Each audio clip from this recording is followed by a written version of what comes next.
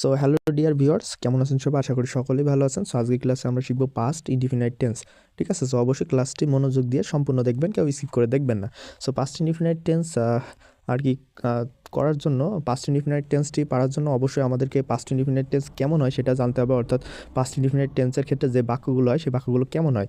তো কোনো বাক্য দ্বারা যদি এমন বোঝায় যে অতীতকালে কোনো কাজ হয়েছিল বা ঘটেছিল, এরূপ বোঝালে কিন্তু পাস্ট ইনডিফিনাইট টেন্স হয়। যেমন আমি কয়েকটি যদি উদাহরণ দিই, যেমন সে বই কিনেছিল, তারা ফুটবল খেলেছিল, রহিম ঢাকায় গিয়েছিল।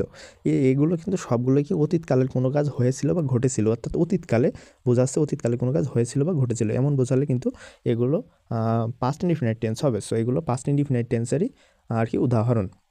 সো আমরা এবার পাস্ট ইনডিফিনাইট টেন্সের স্ট্রাকচারটা কেমন হয় সেটা দেখব। সো পাস্ট ইনডিফিনাইট টেন্সের ক্ষেত্রে যদি অ্যাফার্মেটিভ হয় অর্থাৎ হাবাদক হয়, তাহলে স্ট্রাকচারটি এমন হবে যে সাবজেক্ট প্লাস V2 অর্থাৎ পাস্ট ফর্ম, ভার্বের পাস্ট ফর্ম প্লাস এক্সটেনশন বা বাক্যাংশ আমরা যেটাকে বলি। ঠিক আছে, সো আমরা যদি কয়েকটা উদাহরণ দেখি, এগুলো কিন্তু তিনটা উদাহরণ দিচ্ছি, তিনটাই কিন্তু হাবাদক বাক্য, এবং যেহেতু এটা হাবাদক বা অ্যাফার্মেটিভ, সো এইটার এইরকম এই স্ট্রাকচারটা অনুসারে কিন্তু এইগুলো ট্রান্সলেশন করতে হবে। যেমন সে বই কিনেছিল, তাহলে এখানে সাবজেক্টটি, এখানে হচ্ছে সাবজেক্ট হচ্ছে সে, তো সের ইংরাজি কি? হি। তারপরে V2 অর্থাৎ ভার্বের, অর্থাৎ কি ভার্বের পাস্ট ফর্ম। তো এখানে ভার্বটা কোনটা? ভার্বটা হচ্ছে কেনার ইংরাজি কি? কেনার ইংরাজি বাই। সো আমরা যদি বাইয়ের পাস্ট ফর্ম করি, বাইয়ের পাস্ট ফর্ম হচ্ছে বট। সো হি বট, তারপর কি বাকি অংশ কি এখানে? বইটি। হি বট দ্য বুক, সে বইটি কিনেছিল। সো আশা করি জিনিসটা বুঝছেন। তারপর দেখুন, তারা ফুটবল খেলেছিল। তাহলে এখানে আগের এই স্ট্রাকচারটা ফলো করে আমরা এটা ট্রান্সলেশন করব, তারা ফুটবল খেলেছিল।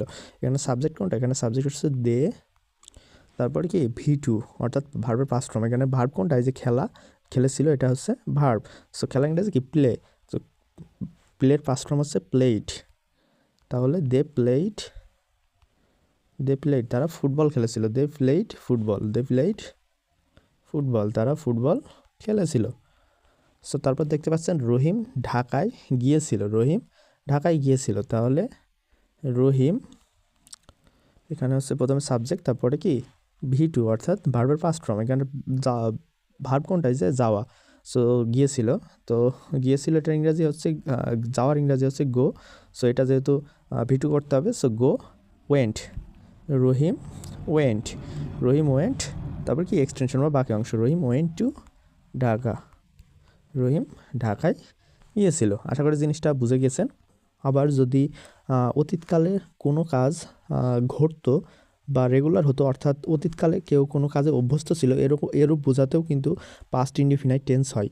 ঠিক আছে, যেমন আমি যদি একটি উদাহরণ দিই, যেমন তারা প্রতিদিন ফুটবল খেলতো। তারা প্রতিদিন ফুটবল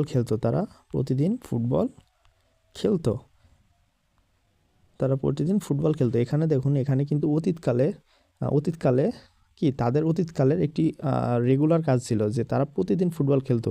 এটা কি একটি অভ্যস্ত মতো ছিল, ঠিক আছে, বা অভ্যাসগত কর্ম ছিল, অতীতকালে ছিল। তো এই ধরনের সেন্টেন্সের ক্ষেত্রে গঠন হচ্ছে সাবজেক্ট। এই ধরনের যদি বাক্য যদি এই ধরনের হয়, সেটাও কিন্তু পাস্ট ইনডিফিনাইট টেন্স হয়। তো এই ধরনের ক্ষেত্রে অর্থাৎ অতীতকালে কোনো কিছুতে অভ্যস্ত ছিল, এরূপ বোঝালে তার গঠন কিন্তু হবে সাবজেক্ট প্লাস ইউজ টু অথবা উড। সো ইউজ টুটা বেশি ব্যবহৃত হয়, তো আপনারা শেখার সাথে শিখে রাখুন। সাবজেক্ট প্লাস ইউজ টু অথবা উড প্লাস V1 অর্থাৎ ভার্বের present form plus extension. So আমরা যদি এটার সমাধান করি, দেখুন তারা প্রতিদিন ফুটবল খেলতো, তাহলে কি হবে? দে ইউজ টু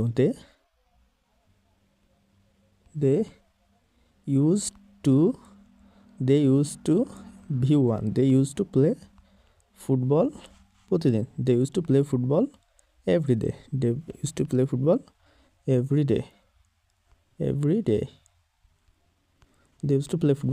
ঠিক আছে, তারা প্রতিদিন ফুটবল খেলতো। সো এটা কিন্তু একটা অভ্যস্ত কাজ বোঝাচ্ছে। ঠিক আছে, অভ্যস্ত বা আগে প্রতিদিন ঘটতো যে তারা প্রতিদিন ফুটবল খেলতো, তো সেক্ষেত্রে গঠনটা এরূপ হয়েছে। সো আশা করি আপনারা পাস্ট ইনডিফিনিট টেন্স জিনিসটা বুঝেছেন। সো আমি আশা করি আপনারা পাস্ট ইনডিফিনিট টেন্সের অ্যাফার্মেটিভের রুলসটা খুব ভালো করে বুঝেছেন। সো এবার যদি আমরা নেগেটিভ বাক্য ব্যবহার করি, পাস্ট ইনডিফিনিট টেন্সের নেগেটিভের স্ট্রাকচারটা দেখি। সো নেগেটিভের স্ট্রাকচারটাও সেম প্রায়। প্রথমে হবে সাবজেক্ট প্লাস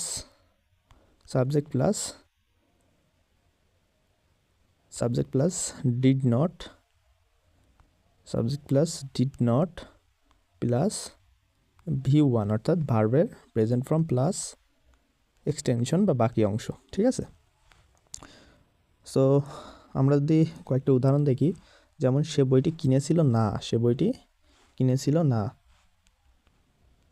সে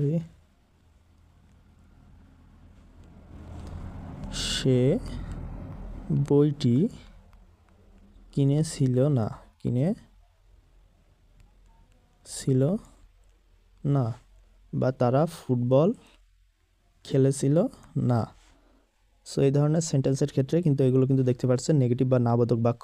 সো এই ধরনের সেন্টেন্সের ক্ষেত্রে কিন্তু এই স্ট্রাকচারটা ব্যবহৃত হবে। যেমন আমি যদি বলি, দেখুন এখানে প্রথম বসবে সাবজেক্ট, এখানে সাবজেক্ট হচ্ছে হি, তারপরে দেখতে পাচ্ছেন গঠনের ডিড নট, তাহলে হি ডিড নট, তারপরে কি V1, তো এখানে ভার্ব কোনটা, এখানে ভার্ব আছে কেনা। সো কেনার ইংরেজি আছে buy, they did not buy, তারপরে কি এক্সটেনশন বা বাকি অংশ, এখানে বাকি অংশ কি বইটি, দি বুক, তাহলে they did not buy the book, সে বইটি কিনেছিল না। তারপর দেখতে পাচ্ছেন তারা ফুটবল খেলেছিল না, তাহলে কি হবে, দে ডিড নট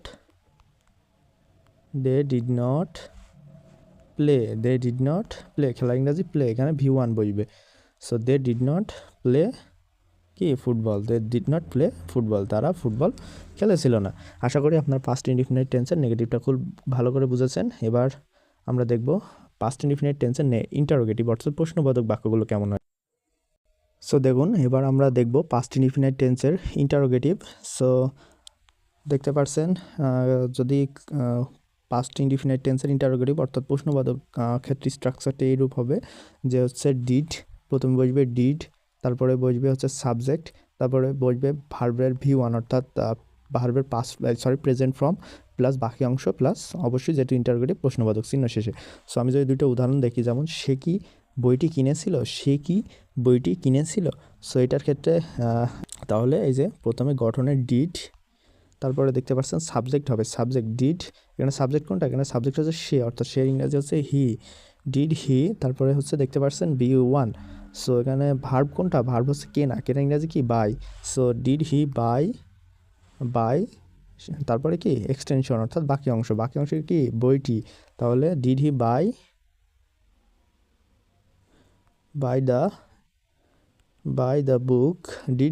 দ্য বুক, তারপর কি অবশ্যই প্রশ্নবোধক চিহ্ন, যেহেতু এটা interrogative sentence. Did he buy the book, সে কি বইটি কিনেছিল। তো তারপর দেখতে পাচ্ছেন তারা কি ফুটবল খেলেছিল। তো এটা সেম নিয়মে করতে হবে, প্রথমে ডিড, তারপরে কি সাবজেক্ট ডিড দে, তারা ইংরেজি হচ্ছে ডিড দে, তারপরে দেখতে পাচ্ছেন V1 ডিড দে, এখানে ভার্ব কোনটা, খেলা। সো খেলা ইংরেজি কি play, did they play football, তারা কি ফুটবল খেলেছিল, এবং শেষে অবশ্যই একটি প্রশ্নবোধক চিহ্ন। সো যদি এই সেন্টেন্সগুলো ইন্টারোগেটিভও হয় এবং নেগেটিভও হয়, তো সেই ক্ষেত্রে আমাদের নেগেটিভের রুল ব্যবহার করতে হবে। যেমন আপনারা অনেকে ব্যবহার করে থাকেন নেগেটিভের স্ট্রাকচার। তো নেগেটিভের স্ট্রাকচারটা কেমন হয়, তাহলে সাবজেক্টের যেমন আছে তেমনই থাকে, সাবজেক্টের পরে জাস্ট একটা নট বসবে। যেমন আমি যদি একটা উদাহরণ দিই যেমন সে কি বইটি কিনেছিল না, অথবা তারা কি ফুটবল খেলেছিল না। এই ক্ষেত্রে দেখুন এই সেন্টেন্সটা হচ্ছে না বোধক অর্থাৎ নেগেটিভ, এবং অবশ্যই প্রশ্ন করা বোঝাচ্ছে এবং প্রশ্নবোধক চিহ্ন আছে, অবশ্যই এটা প্রশ্নবোধক অর্থাৎ ইন্টারোগেটিভ সেন্টেন্সও এবং নেগেটিভ সেন্টেন্স। সো এটার ক্ষেত্রে আমরা নেগেটিভের স্ট্রাকচারটা ব্যবহার করবো। তো নেগেটিভের স্ট্রাকচারটা কেমন, জাস্ট ইন্টারোগেটিভের মতোই, খালি সাবজেক্টের পরে এখানে নট বসবে। সো এটার স্ট্রাকচারটা কেমন হবে, did plus subject plus not plus V1 plus extension plus, যেহেতু প্রশ্নবোধক চিহ্ন প্রশ্নবোধক বাক্য, তো অবশ্যই ইন্টারোগেটিভ, সো অবশ্যই প্রশ্নবোধক চিহ্ন বসবে। সো আমি যদি এটা ট্রান্সলেশন করি, সে কি বইটি কিনেছিল না, সে কি বইটি কিনেছিল না, তাহলে কি হবে? ডিড প্রথমে হবে ডিড, তারপরে সাবজেক্ট ডিড হি, তারপরে অবশ্যই যেহেতু না বোধক অর্থাৎ নেগেটিভ সেন্টেন্স অবশ্যই নট বসবে। ডিড হি নট, তারপরে ভি ওয়ান, ভার্ব কোনটা এখানে কেনা, তাহলে ডিড হি নট বাই, তারপরে এক্সটেনশন বাকি অংশ, did he not buy the book, did he not buy the book, তারপরে অবশ্যই যেহেতু ইন্টারোগেটিভ সেন্টেন্স অবশ্যই প্রশ্নবোধক চিহ্ন হবে। Did he not buy the book, সে কি বইটি কিনেছিল না। সো আরেকটি সেন্টেন্স যদি আমরা দেখি যে তারা কি ফুটবল খেলেছিল না, তাহলে কি হবে? এই যে সেম নিয়মে did they not, did they not play football, did they not play football, তারা কি ফুটবল খেলেছিল না। সো আশা করি আপনারা ইন্টারোগেটিভ নেগেটিভ কেমন হবে সেটাও আপনারা ভালো করে বুঝে গিয়েছেন। সো ইন্টারোগেটিভ স্ট্রাকচারের ক্ষেত্রে আমরা আরেকটি স্ট্রাকচার শিখব। সো আমরা অবশ্যই ইন্টারোগেটিভ সেন্টেন্সের ক্ষেত্রে এখানে আমরা কিন্তু এই স্ট্রাকচারটা দেখেছি যে did plus subject plus not plus V one plus extension plus interrogation plus প্রশ্নবোধক চিহ্ন। সো যদি এমন হয় যে হচ্ছে প্রশ্নের উত্তর হ্যাঁ বা না দিয়ে দেওয়া যাচ্ছে না, সো সেই ক্ষেত্রে কিন্তু আমাদের অবশ্যই ডাব্লিউএস ওয়ার্ড ব্যবহার করতে হবে। যেমন সে কখন বইটি কিনেছিল, এটা কি আপনি উত্তর হ্যাঁ বা না দিয়ে উত্তরটা দিতে পারবেন না। বা তারা কোথায় ফুটবল খেলেছিল, এটার উত্তর কি আপনি হ্যাঁ বা না দিয়ে দিতে পারবেন না। সো এই ক্ষেত্রে কিন্তু আপনাকে অবশ্যই ডাব্লিউএস ওয়ার্ড ব্যবহার করতে হবে। সো ডাব্লিউএস ওয়ার্ড কোনগুলো? হোয়াট, হোয়েন, হাউ, ঠিক আছে, এগুলো ইত্যাদি এগুলো কিন্তু ডাব্লিউএস ওয়ার্ড, ঠিক আছে।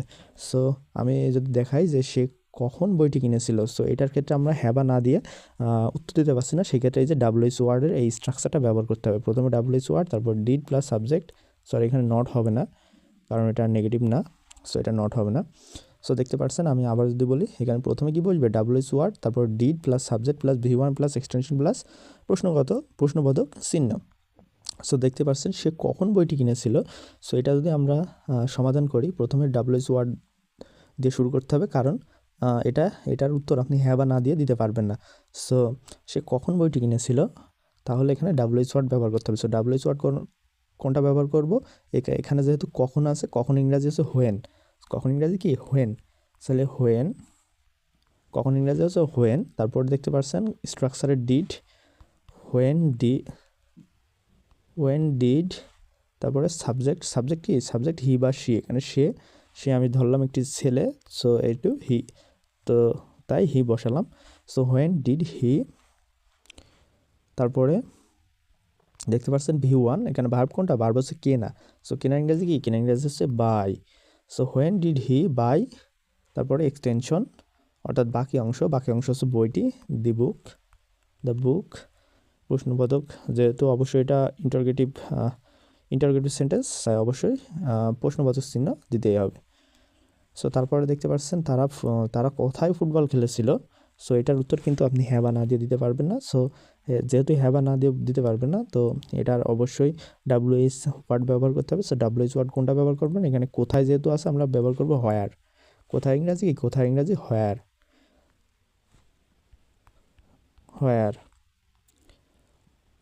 তারপরে কি?